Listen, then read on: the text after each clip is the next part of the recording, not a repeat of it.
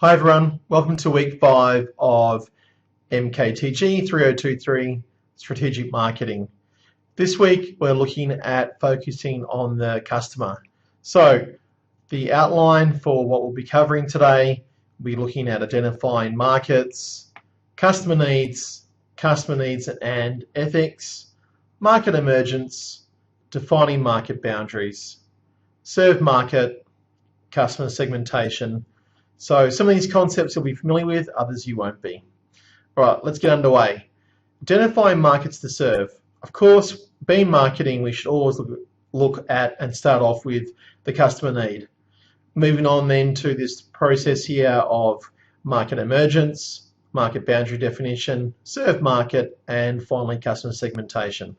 So this is how we can identify which market we need to serve and how we should do that best. Okay, customer needs. Oh, wow, that's a huge definition there.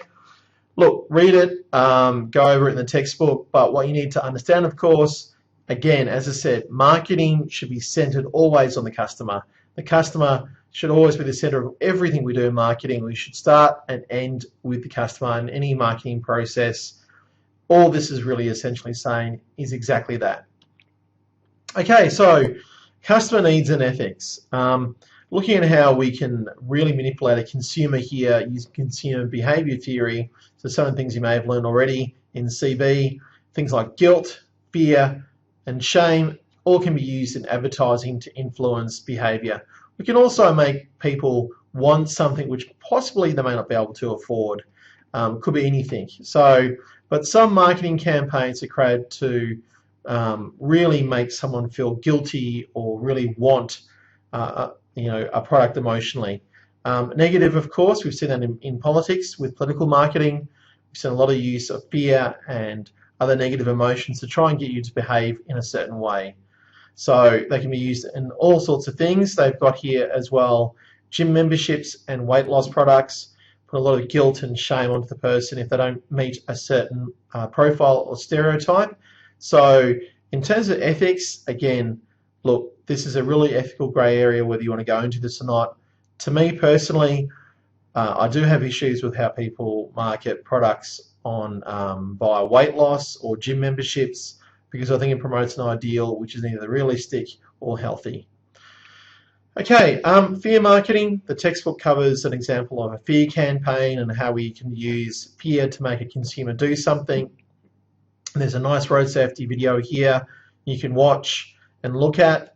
And then after you've done that, ask this question of yourselves. Is the road safety video you've just seen a fear campaign or not? Do you think it's effective, and why or why not? So again, it's a good exam style question to get yourself into practicing for the mid-semester exam. Look at doing these sort of questions and looking at the video. Is that going to be something you may come across on the exam? You never know. I haven't really written the questions yet, but thinking about it, it might be a good option to do is maybe you should watch the YouTube video before you walk in the room, and then off that video, what you can remember and understand of that video, answer a question like this one. Okay, the meaning of market emergence. Now, we talked about market emergence earlier on there. One of the slides looked at and how we serve a market well through market emergence. So looking at new markets emerging all the time, particularly now the digital side of things, making new product entries very quick. So you can look at, say, something like Instagram. It's only been around for a number of years now, I think less than 5, and already it's quite big and dominant in its market. Then there's other apps out there which are well used by people like Snapchat or WhatsApp, or even the social side of apps out there like Tinder. They've been around now for a while where they really are trying to capture a need in the marketplace. But it's also an emerging market and emerging market demand for that sort of product. So to judge the worth of any of these new markets, whether it's going to be sustainable or not, an estimate of market potential is important. So it's the potential of the market. It's a very scientific definition, this one. I'd rather look at it broadly speaking as well, which means does this market have potential either short, medium, or long term? Short term could be 1 or 2 years, medium term up to 5, and long term anything past 5 years really. So you need to really measure the market potential through, they say, 5 elements here, which I agree with: market size, market growth, profitability, type of buying decision, and finally, customer market structure.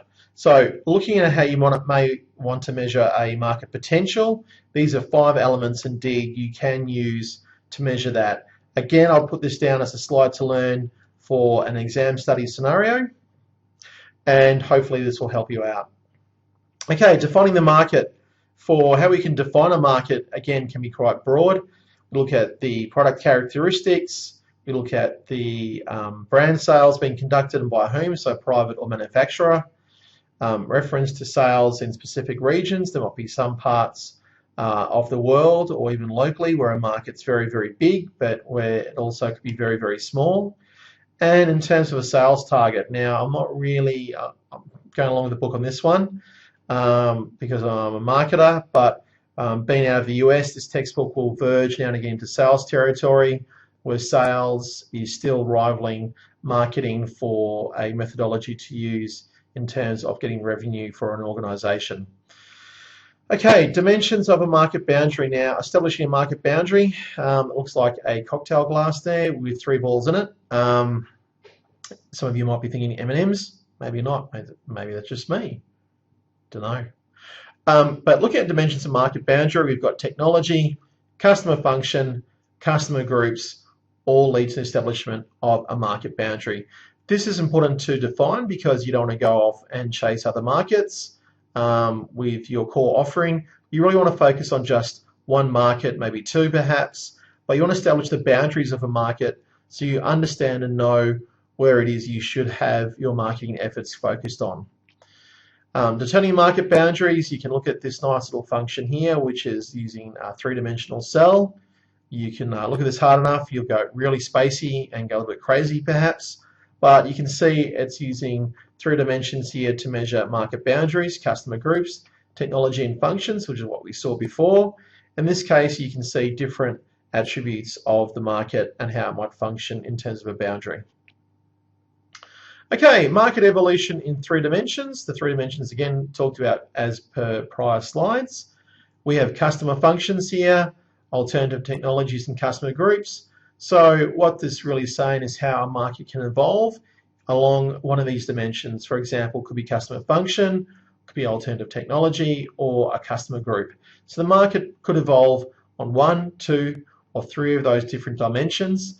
And it's important to understand how that could happen because you want to be prepared for it, because as the previous week talked about with a competitive advantage, you want to make sure you're going to be the first one to take advantage of any new trend in the marketplace to get that sustainable competitive advantage in the long term for your brand. Okay, so this leads us to the second question for today, and discuss market evolution in 3 dimensions with reference to the home entertainment industry.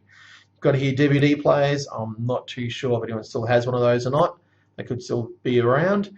Blu-ray, etc. I think the etc. really refers to perhaps personal video recorders or storage devices which people now use to store their multimedia on and look at.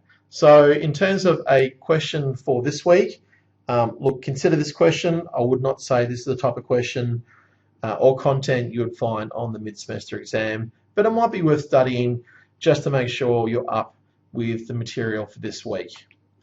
Okay, so getting on to now factors influencing served market decisions. The decision about what market to serve is based on perceptions of which product, function, technology groupings can be best protected and dominated, internal resource limitations, cumulative trial and error experience in reacting to threats and opportunities, and unusual competencies stemming from access to scarce resources or protected markets. In other words, look at each of these factors within context of your brand, identify which ones could be relevant, and then focus on that as looking at something where you may want to consider how you should serve which market. Approaches for choosing the served market, we've got breadth of the product line. So in other words, how wide is your product line in terms of not just technology, but also range of product uses there might be potential in terms of whether it might be specialized in terms of product uses or multiple technologies, specialized in a single technology or a narrow range of product uses, a broad range of related technologies and uses, broad versus narrow, compared to or with quality and price levels to boot. And then, of course, looking at a different approach here, the type of customers you may want to go after could be a single customer segment or multiple customer segments, or in other words, customer groups. Now, the last part to look at here is geographic scope. So you can see a bit of a segmentation approach now happening in terms of the 4 bases of segmentation you may have covered with me or Dr. Dan in Introduction to Marketing. So something to consider here would be local or regional geographic scope, national, multinational, and then you may also want to consider the level of production itself. Could be raw or semi-finished materials or components, and then on to finished products. So there's a lot of different approaches for choosing a served market. And again, remember, it's contextual. You don't have to do all of them, but you should consider all of them, narrow the choice down into what will make your marketing the most effective. Okay, so getting on to served market alternatives. The following is a summary of the served market alternatives.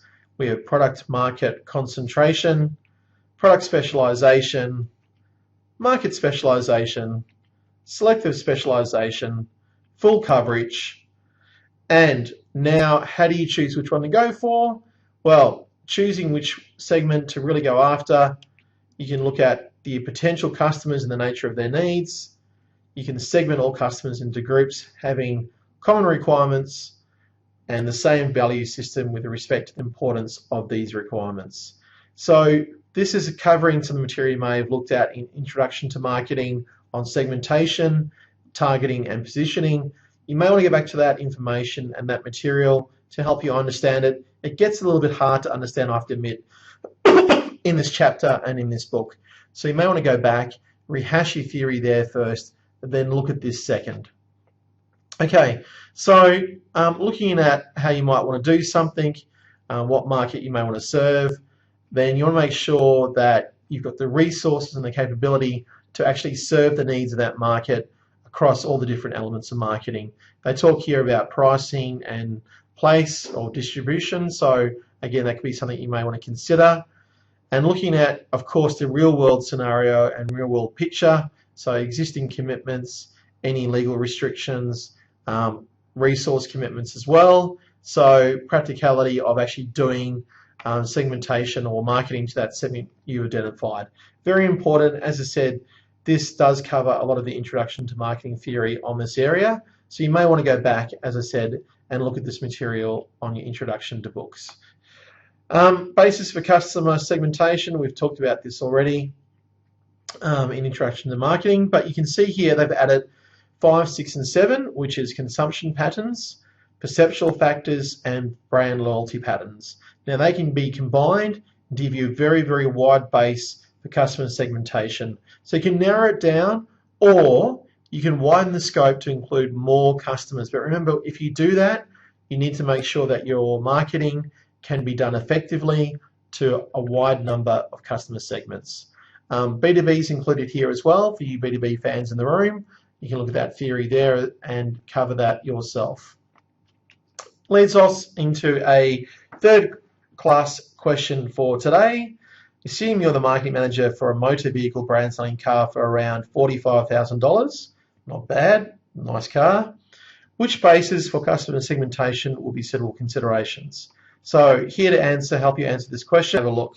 So as I said, to answer this question, you've got basis for customer segmentation. So if you'd like to help, we'll get help answering this question, come back up to this one here, the basis for customer segmentation, and that should help you answer this question here.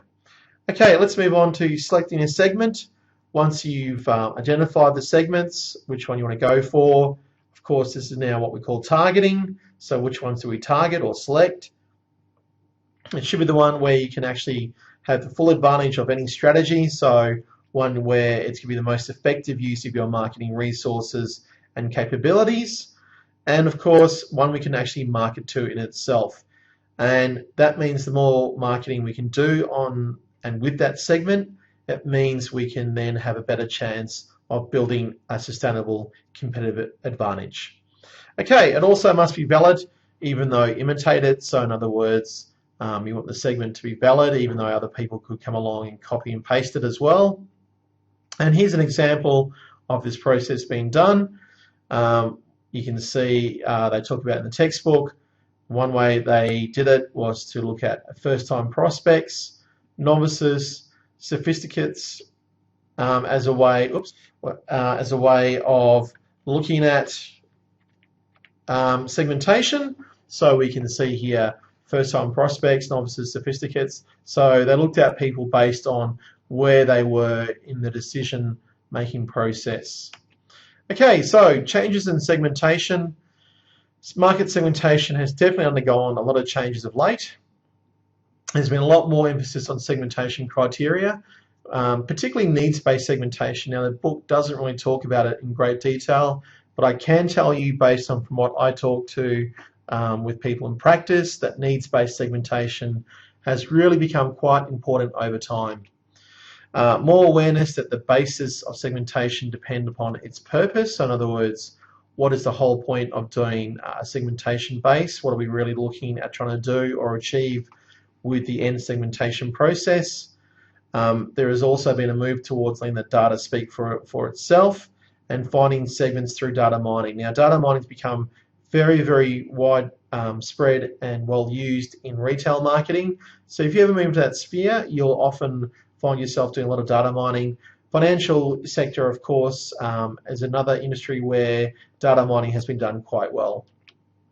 We also have a greater use of hybrid segmentation methods, so we don't follow a set formula anymore like the 4 bases or nothing, or as you saw before in the previous slide, 7. So now we have a greater use of different segmentation methods combined to lead to the best way of targeting a particular segment. And of course, looking at how we can use new product development and match it up to a segment. Okay, other changes we've seen so far in segmentation: the growing availability of computer models and research on dynamic product segment models. So a lot of modeling, in other words, has come into the industry and to the sector. So we've seen a lot more advanced techniques in analysing segments. And we've looked at ways of therefore predicting and analysing patterns and even groupings or clusters of consumer behaviour and looking at that as a segment in itself. And of course, flexible segmentations along those needs is also been part of what we've looked at as well. Okay, leads on to micro-marketing. Where we've seen a move away from that whole segmentation process we've just looked at and discussed to this whole idea of a segment of one. In other words, customization or co-creation of value with the consumer directly. And what that means is we let the consumer have ways of customizing the product offering in such a way that we can actually make it a very customized product on even a very, very mass marketed product. So a good example is airlines and airline seats. You can choose where you sit on the plane. That's letting us customize the offering to yourself based on where you sit. So window, aisle, or even middle. But what it does let you do as a consumer, therefore, is tailor some part of the offering to you by the brand and by the organization. So it leads to this segment of one approach. Facebook, of course, and all these social media websites where you can customize your cover photo, your status photo, your profile picture, whatever it happens to be, are all other signs of a segment of one marketing being done. 2 concepts it's based upon: information retrieval, so hence why social media people love this customization, and service delivery. And again, the internet is brilliant at service delivery. It's cheap, it's effective, it's 24/7, 365, hence why so many companies love it so much for service delivery of a segment of one type of product. Okay, micro-marketing requires a good understanding of the customer. It does, hence why, again, social media is perfect for this type of marketing. making what they want, so allowing people to customize the offering to them, using targeted and new media. So new media could mean things like digital, so devices like smartphones and tablets, but also new media like YouTube and other sort of media like that to customize the offering as well. You can still use non-media sources, so using more perhaps personal selling methods or sponsorship or things like this to really target someone. But reaching customers in the store can also be done. We've seen a growth in, you may hate it as well, in marketing which is now done within the store. You might see these island displays where they have TVs up, and you might see the TV running there in the background, running some ad or something. And that's been a big growth in retail on how they do marketing. Sharpening promotions means we have a lot more specific and focused promotions just on key segments. We don't try and waste our promotional money anymore on people who may not want to buy the product or who aren't really worth attracting in the first place. So now we really sharpen our promotion on a certain attribute of the consumer. And final point here, working with retailers to create in-store promotions which are very targeted and very effective. You might see that through bundle deals at Coles or Woolworths from week to week, where they really work, where Coles will work with perhaps Coke, offer a deal like 3 for $7 on 2-litre bottles, and that's working with the retailer to increase both sales and market penetration, and also perhaps attract new customers through a special promotional deal. So, fourth question for today, refer to the customer focus checklist on page 116 of the textbook. Turn the page so I can hear. Let's see if I can hear it. Oh yeah, someone's turning the page. Now, the question is, discuss Amazon.com or a hotel chain and discuss how it implements these aspects as covered on page 116 of the thrilling and exciting and enthralling textbook. Okay, well, that's it for this week. I hope you found it interesting and fun. The black screen of death is here. So that means it's time for me to go.